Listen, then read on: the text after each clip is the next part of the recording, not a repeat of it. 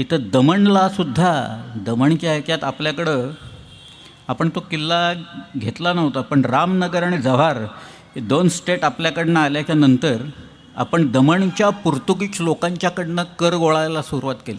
महाराजांनी सांगितलं, बहुतेक तो प्रतापराव होता गुजर, एक महाराजांची सेना गेली तिथं आणि ते घाबरले, पोर्तुगीज लोक घाबरले. आता शिवाजी आता सुरत लुटणारा भेटणारा बाबा आता आपल्याकडं आल्यावर आपलं काय होणार आहे. पण म्हणून ते म्हणाले की अरे तोफा तर डागायला पाहिजेत. तोफाला जे ॲम्युनिशन लागतं, दारुगोळा लागतो, त्याच्या किल्ल्या जेसुईट पादऱ्यांच्याकडं होत्या.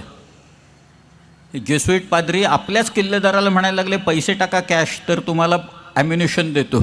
बघा काय चाललं आहे तिथं त्या दमणच्या किल्ल्यात. शेवटी आपला जो माणूस होता कोण गेलेला तो फक्त दमदाटी करायला गेला होता तिथं. त्याने दमदाटी केली आणि तो परत आला की तुम्ही तो कर आम्हाला द्या, आता नाही दिला तर आम्ही उघडून टाकू तुम्हाला म्हणून. पण पोर्चुगीज लोकांना शिवाजी महाराजांनी जो काही चाप लावलेला होता, इन्क्विजिशनच्या खाली जे अत्याचार चाललेले होते सगळे बंद करून टाकले. या सगळे आज भूषणाच्या काव्यातला एक एक शब्द जरी तुम्ही घेतला ना तरी फार विलक्षण आहे.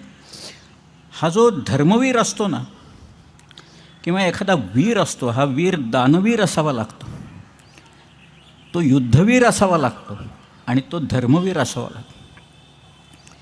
दान म्हणजे औदार्य आलं, फार मोठं औदार्य आलं.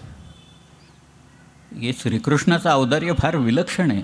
मी आज कालपासून परवापासून श्रीकृष्ण सांगतो याचं कारण महाराजांच्या मनातच तो आहे, काय आपल्या सगळ्यांच्याच मनात आहे.